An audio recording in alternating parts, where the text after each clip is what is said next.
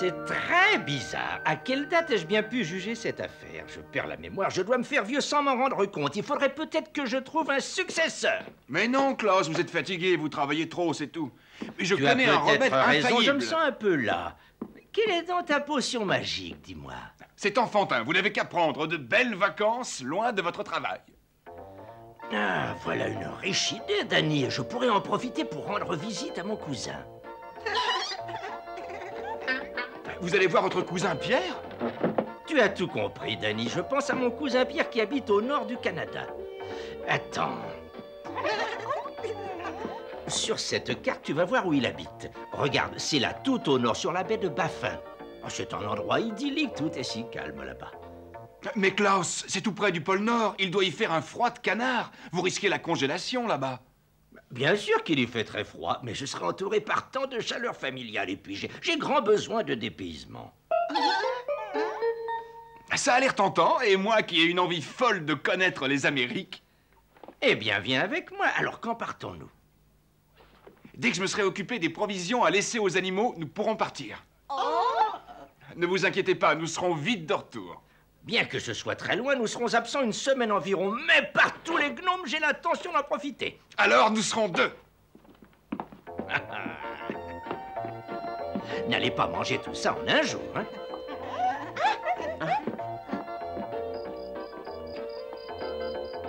Cette tomate gigantesque devrait te suffire, mais si tu manges tout ce soir, tu devras jeûner le restant de la semaine. Et vous aussi, soyez raisonnable. Henri? Henri, quand tu voudras. Tâchez d'être sages, les petits. Le cap aux 300 fleurs.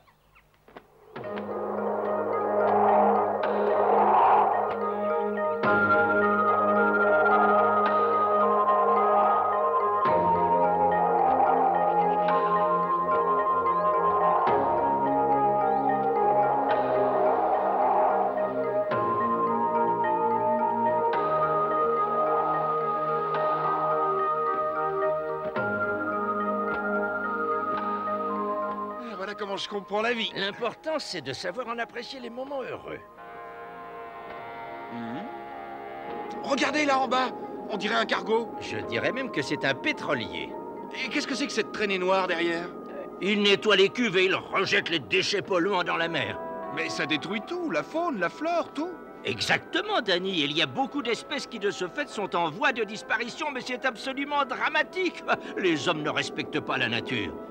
Ils ne nous ressemblent pas, hein. Et c'est dommage, parce que leur inconscience est telle qu'ils sont capables de détruire une merveille comme la mer. Oui, je vois. Oh, regardez toutes ces oies sauvages, Klaus. Où vont-elles? Ces oies sauvages sont des oiseaux migrateurs qui descendent dans le sud pour l'hiver. Bon voyage, mes amis. Bon voyage. Et bon vent, les petites. Au revoir. Bon vent, au revoir. Elles ont encore un bout de chemin à faire. Oh, là en bas, les dauphins. Regarde, Danny, comme c'est beau. Tu te souviens que les dauphins ne sont pas des poissons, ce sont des cétacés, donc des mammifères. Ils sont très très intelligents et ils adorent jouer. Ça me donne une idée. Et laquelle, peut-on savoir? Laissez-moi faire.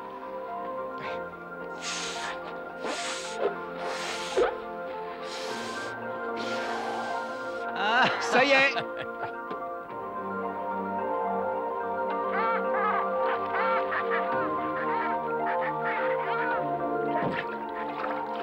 Tu vois, quand je te disais qu'ils étaient intelligents et joueurs. Je ne dis pas le contraire, mais ça peut être dangereux pour eux. Regardez le petit. Il s'éloigne du troupeau en jouant.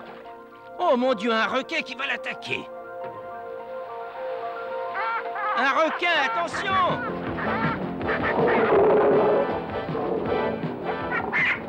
Il faut qu'on fasse diversion pour qu'il puisse s'échapper. Ah oui, tout à fait. Allez, Henri, à toi de jouer.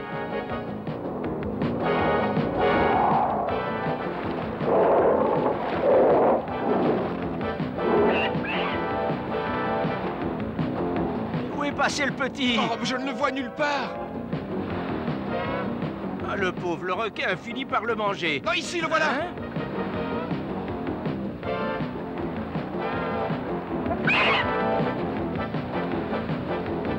Tu le vois, Henri, là, tout droit, surtout ne le rate pas.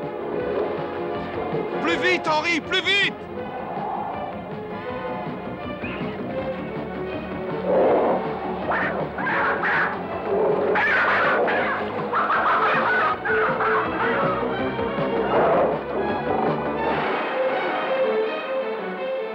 Cette bestiole n'a rien d'urbain et quel appétit, mes aïeux! Dis donc, Henri, tu as eu chaud, hein? Ah oui, Henri y a laissé quelques plumes, mais il a réussi. Henri, je vais te proposer pour la médaille de bravoure. Vraiment, tu es exceptionnel.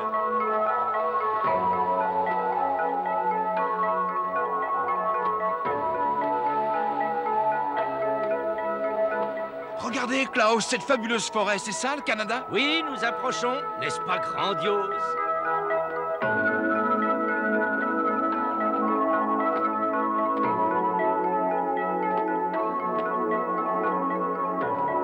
Tu peux te poser quand tu veux, Henri. La maison de Pierre est là, tout près.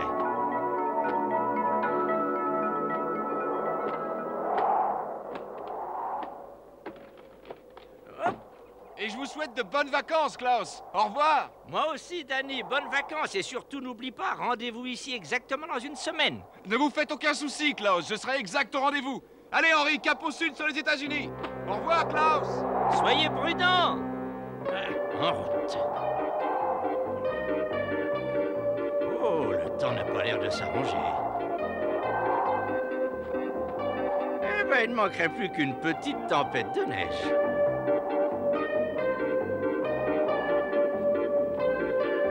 Ouf.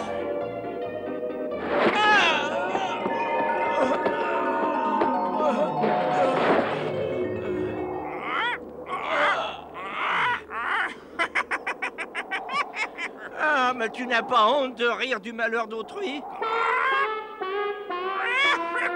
Quel insolent de corbeau! Il aurait trouvé ça moins drôle si ça lui était arrivé à lui. Ah! J'aurais pu rompre ma vieille carcasse et c'était la chute aux enfers. Bon, c'est pas tout ça, il faut sortir des enfers au plus vite. Ah! Ah, il faut que je lance un SOS. Sortez-moi de là, à moi! Sortez-moi de là!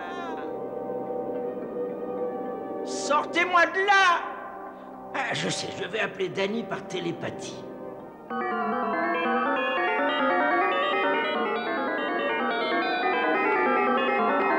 Oh! Henri, fais demi-tour. Klaus a un problème.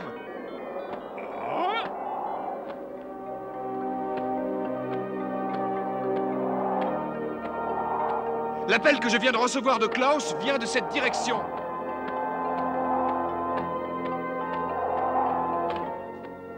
Klaus! Où êtes-vous, Klaus? Hein? Danny! Oh, Danny, je suis là dans le trou, mais fais attention à toi, c'est un piège! Vous n'avez rien de cassé, Klaus? Non, rien de cassé! Ne vous en faites pas, on va vous sortir de là!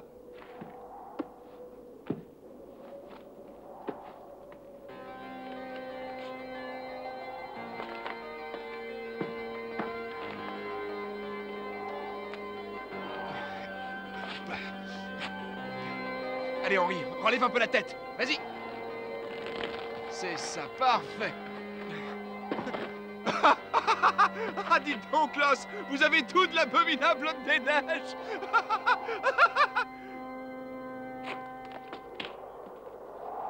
Il n'y a rien de drôle. Ah, tu sais, j'ai cru que je n'arriverais jamais à sortir de cette situation délicate. Merci, Henri, tu as été parfait. Et toi, au moins, tu n'as pas eu le cœur à rire de l'infortune de ton vieil ami. Ah, va, Danny, malgré tout, tu es un bon garçon. Allez, cette fois, tu peux partir. Au revoir. Elsa, il y a quelqu'un qui frappe à la porte. Tu ouvres? C'est curieux, nous n'attendions personne. Qui est là? Quelqu'un qui vient de très loin. Oh, mais c'est Klaus. Oh, quelle merveilleuse surprise. Pierre, regarde qui est là.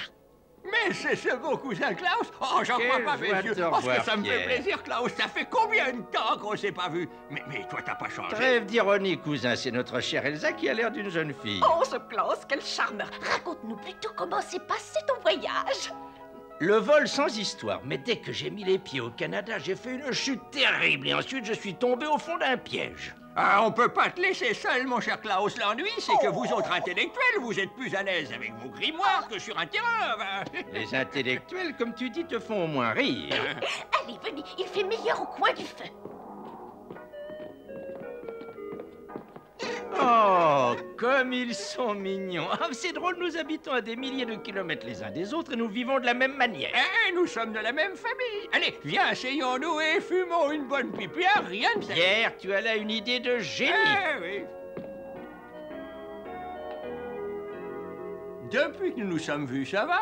Oh, tu sais, il y a eu des hauts et des bas, mais notre dernière rencontre remonte à 100 ans. C'est vrai. Oh, mais dis-moi, moi j'ai été heureux durant ce siècle béni. Bah, j'en suis bien content, mais je devrais peut-être venir m'installer ici au Canada pour vivre une aussi parfaite félicité. Toi? Oh, tu ne tiendrais même pas à moi. À table, Klaus. Il me semble me souvenir que tu es friand de champignons, de pain d'herbe, de crème de noisette et de thé de Chine jaune. Fantastique, Elsa. Tu as une de ces mémoires et moi j'ai le fin de loup. Mais comment faites-vous pour avoir des mets d'une telle fraîcheur dans un climat aussi rigoureux? Mais justement, la nature nous offre un gigantesque réfrigérateur naturel qui conserve ses denrées. Tu aimes toujours jouer au dé? Ah, je n'ai rien contre. Ah, ben alors allons-y. Nous jouons avec les règles canadiennes. Tu peux utiliser jusqu'à 4 dés. Et si tu sors le nombre que tu as choisi, alors tu as gagné. Oh, mais je te préviens que je vais te battre. Ouais. Méfie-toi, Klaus. Pierre est un champion. Bon, alors, je commence. J'ai donc choisi le nombre 12. Hein? 6 et 5, 11. 13, tu as perdu. Tu lances les dés contre le mur, comme au billard. Quel numéro choisis-tu? Voyons cela. Je choisis le 15. 6 et 4, 10 et 5, 15. Ah, 15! J'ai fait 15! Vous avez vu ça? J'ai réussi, j'ai gagné. Oui, on va bon. Alors, si on allait se reposer un peu maintenant. Hein? Tu as raison, j'avoue que ce voyage m'a un peu fatigué. Mes chers cousins, ne le répétez pas, mais je crois que je vais dormir comme un loir.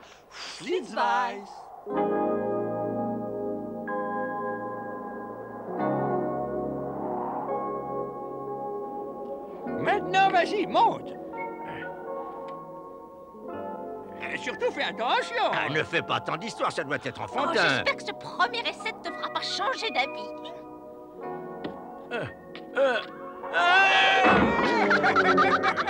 Ah, bah, riez, cousin, rira bien qui rira le Mais tu dernier. vas y arriver. Allez, essaye encore. Hein?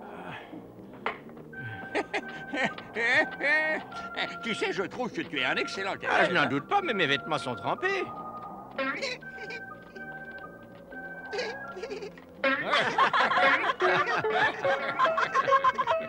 Dites donc, messire écureuil, vous voudriez peut-être vous essayer aux échasses?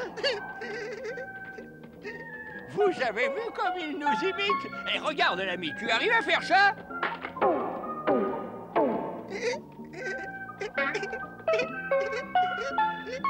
Comme il est amusant.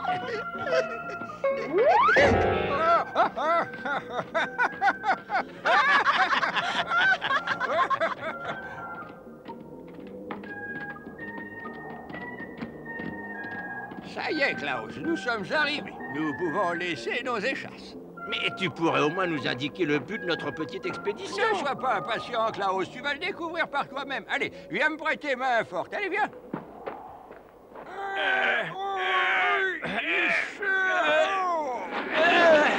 Oh, cette fois, nous y sommes.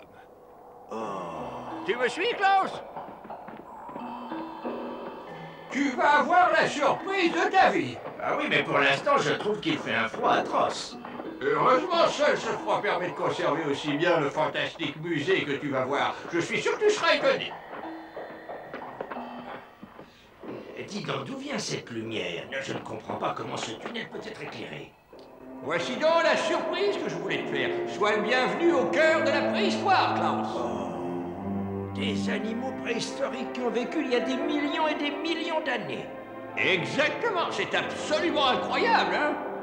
Ce sont d'extraordinaires reproductions, on s'y laisserait prendre. Tu te trompes, Klaus. Ce ne sont pas des reproductions, ce sont d'authentiques rhinocéros laineux. Ah, je comprends tout, ils sont congelés depuis la préhistoire, c'est bien ça, non? Et la lumière du soleil vient de là-haut. Mais c'est évident, les rayons du soleil pénètrent dans la grotte à travers les cristaux de roche. Mais qu'arriverait-il si la chaleur solaire pénétrait là-dedans? Quoi, la chaleur solaire? Mais enfin, Klaus, tu n'y songes quand même pas. Arrête de laisser ton imagination vagabonder. Ah, tu penses à la cryogénisation, la chaleur les ramènerait à la vie, hein? Tu as raison, Pierre, mais tu sais bien que j'aime rêver. Mais tu as entendu ce bruit? Oh, ça ne peut être que le rhinocéros. Mais quand tu pars, ça ne peut être que le rhinocéros. Oh, j'ai peur que tes rêves ne deviennent réalité. Il est en train de décongeler. Il revient à la vie. Eh ben, je crois que nous ferions mieux de partir, hein? Non, je préfère l'affronter. Hein? Mais il s'est mis à rire. Ah. On dirait qu'il se moque de nous. J'espère que tu n'as pas eu trop peur, Klaus. On fait cette farce à tous ceux qui viennent nous voir.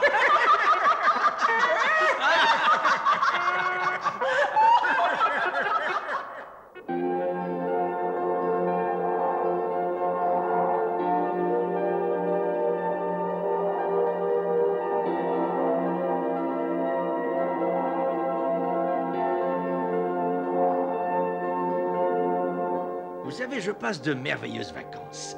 Je me souviendrai toujours de ces journées si charmantes. Grâce à vous et à la délicieuse hospitalité que vous m'offrez, j'en arrive même à oublier mes tourments et mes problèmes. Mon cher cousin, j'ai comme l'impression que ta vie professionnelle te pèse quelque peu. Pas du tout, mon travail me plaît énormément. Ah, ça me remet en mémoire l'histoire du canard et du pigeon qui se jalousaient. Hein? Quoi? Des animaux qui éprouveraient un aussi vilain sentiment? Je ne peux pas le croire. Eh bien, entre un canard et un pigeon, c'est possible. Je déclare que l'audience est ouverte. L'avocat de Sieur Canard a la parole. Mon client, le Sieur Canard, est dans un état extrêmement dépressif. Cet important dossier contient des diagnostics cliniques La détaillés. Cour demande instamment à la défense de se borner pour l'instant à des faits. Je vous prie de m'excuser, votre honneur, mais il faut savoir que mon client appartient à une race canard pratiquement inapte au vol. Et il n'est pas non plus très à l'aise dans ses déplacements terrestres qui manquent d'élégance et d'une certaine grâce. J'entends bien, maître, mais nous aimerions savoir ce que votre estimable client pense de ces évolutions aquatiques. Il estime évoluer à la perfection en milieu aquatique, votre honneur. Il est très doué et c'est sans conteste l'un des meilleurs nageurs qui soit. Mais il souhaite pouvoir voler avec la même aisance que les pigeons. Mais c'est impossible, voyons, maître. Votre client est d'une race destinée à vivre dans l'eau. Le pigeon, lui, est destiné à voler. Excusez-moi, votre honneur, mais mon client, Monsieur Pigeon, souhaiterait quant à lui nager comme un canard. Nous sommes en présence d'un cas typique de jalousie pathologique et réciproque. Chacun envie les qualités de l'autre. Mais je me vois dans l'obligation de rappeler aux plaignants qu'ils sont parfaitement adaptés à leurs éléments respectifs. Et la Cour vous enjoint d'apprécier les arrêtés de la nature. Nous reconnaissons votre sagesse et votre sens de la justice. Et les deux plaignants l'ont compris, et de ce jour, ils ont cessé de se jalouser, comme tu le vois. Mon travail a des côtés passionnants, mais il arrive que j'en ai trop et ça me fatigue. Oh, tu as entendu le tonnerre, Klaus? J'ai peur que nous ayons un orage épouvantable. Les orages dans cette région doivent être redoutables. Non, pas si on est dans la maison, ce qui est notre cas. Oh, Elsa, où es-tu? Mais réponds, oh, elle devrait être de retour. Écoute, Pierre, Pierre, du calme, je t'en supplie. Allons à sa recherche et trouvons-la. Oui, tu as raison, allons-y.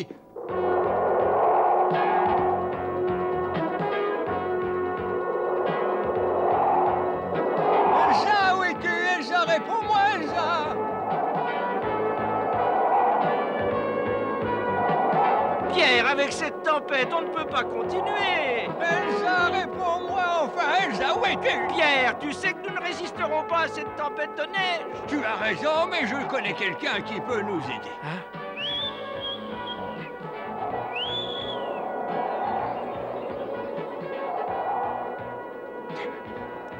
Pataplan va chercher Elsa à notre place. C'est un spécialiste. Pataplan est un chien canadien et nous sommes très amis avec lui. Il a un flair étonnant. Quand tu voudras, Pataplan.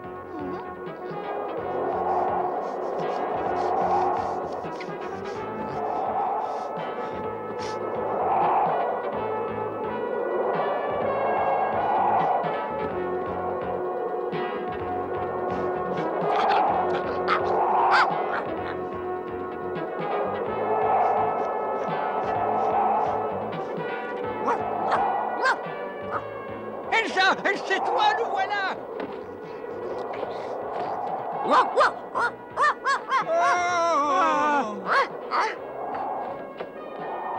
Elsa, Elsa. Voilà. Elsa. Calmez-vous, mes amis, je vais très bien. Mais enfin, mais qu'est-ce qui s'est passé? On t'a attaqué? Non, je me suis réfugiée dans le creux de cet arbre au début de l'orage. J'ai été bloquée par la neige. Si vous n'étiez pas venu à mon secours, j'aurais rejoint la brillante phalange des monstres préhistoriques. Ah, heureusement, tout ça n'est plus qu'un mauvais souvenir, mais tu as dû avoir une de ces peurs, tiens, comme moi l'autre jour au fond de mon piège. C'est moi le redoutable rhinocéros. Mais chérie, je n'arrive pas à comprendre. Pourquoi tu n'as pas pensé à appeler Pataplan à ton secours en le sifflant? Oh, je ne sais pas siffler. Voilà pourquoi. Ah. On est quand même bien chez soi. Ah, ça c'est vrai, je suis d'accord avec toi et je suis si heureux d'être là. Dites donc, vous m'avez entendu siffler. J'ai réussi.